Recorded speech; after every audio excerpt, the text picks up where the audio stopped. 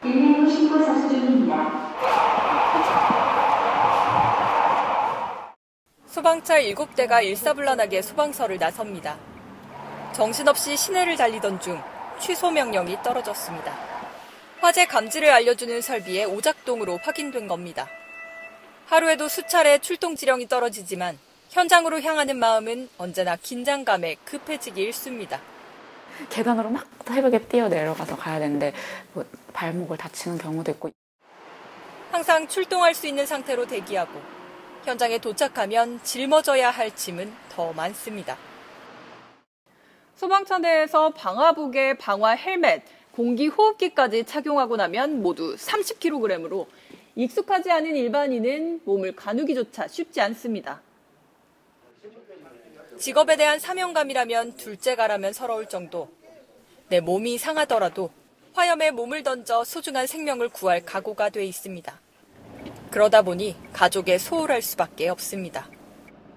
좀 장기간 출동을 나가게 되면 이제 가족과 같이 못 있고 계속 현장에 있어야 되니까. 진화 작업을 하다 생긴 트라우마는 몸에 난 상처보다 더 고통스럽습니다. 사건 사고에 대한 어떤 트라우마 이런 게 어느 정도 남기 때문에 그런 정신적인 부분에서의 건강 관리도. 현장에서 사고를 당하고 업무상 질병을 얻었지만 업무상 재해를 인정받기 위해 싸워야 하는 어려움도 여전합니다. 이제 슬럼프가 많이 왔었어요. 막 모든 출동이 다 싫고 막 나가기 싫고 그랬는데 또 이제 또 응급 환자 보고 하면 또 이송하고 오면은 또 보람차니까 그럴 때 또 다시 회복이 되고. 단순히 시민의 안전을 지키는 게 아니고 저희 가족을 지킨다는 생각으로 그렇게 사명감을 가지고 현장 활동을 하면서 힘들어도 인내하면서 그런 게 가장 뿌듯한 것 같아요. 네. 밤낮, 더위와 추위, 산과 강, 때와 장소를 가리지 않고 현장으로 달려가는 소방관들. 그들은 영웅이라는 칭호보다는 생명을 구했다는 기쁨에 오늘도 웃음을 짓습니다. 연합뉴스TV 신세롬입니다.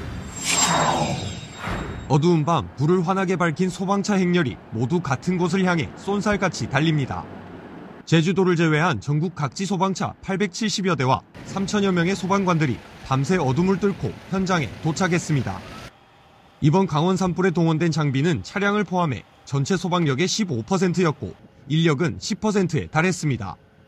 소방대원들의 발빠른 합동 대처가 피해 확산을 그나마 줄일 수 있었다는 평이 나옵니다. 하지만 동시에 야간 비행이 가능한 대용량 소방용수 운반 가능 헬기가 강원도에 없다 보니 초기 대응에 한계가 있었다는 분석도 나옵니다. 우리나라 소방 헬기 29대 중 담수 용량이 3,000리터가 넘는 대형 헬기는 중앙119본부를 포함해 대구, 인천, 울산, 경기, 경북 등의 6대뿐입니다. 강원도는 정부에 예산 지원을 요청할 계획이지만 도입 시기는 미지수입니다.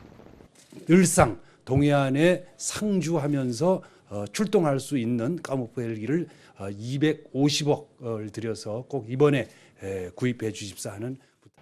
인력 문제 역시 해결해야 할 과제로 꼽힙니다.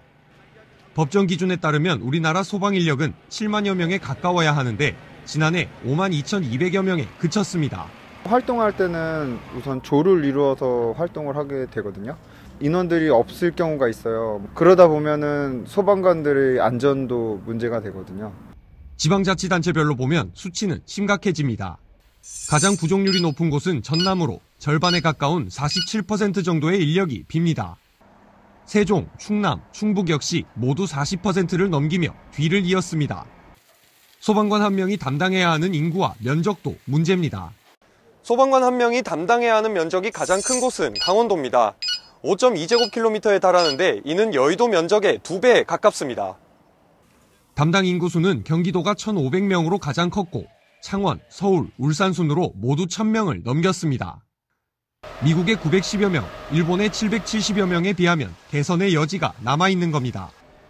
재난이 발생할 때만 조명을 받는 우리나라 소방의 열악한 인력과 장비 문제. 잠깐의 관심보다는 장기적인 시선이 담긴 해법이 필요해 보입니다. 연합뉴스TV 이동훈입니다. 잿더미가 된 살림, 사라진 삶의 터전. 화마는 강풍을 타고 삽시간에 번지며 맹위를 떨쳤지만 전국에서 모인 소방관들의 사투 끝에 비교적 조기에 진화돼 피해를 줄일 수 있었습니다. 강원 산불을 계기로 소방관들의 열악한 처우 개선과 신속한 재난 대응을 위한 소방관 국가직 전환 논의가 다시 부상했습니다. 관련 국민청원은 이미 24만 명을 넘은 가운데 앞서 문재인 대통령도 신속한 법안 처리를 요청했습니다.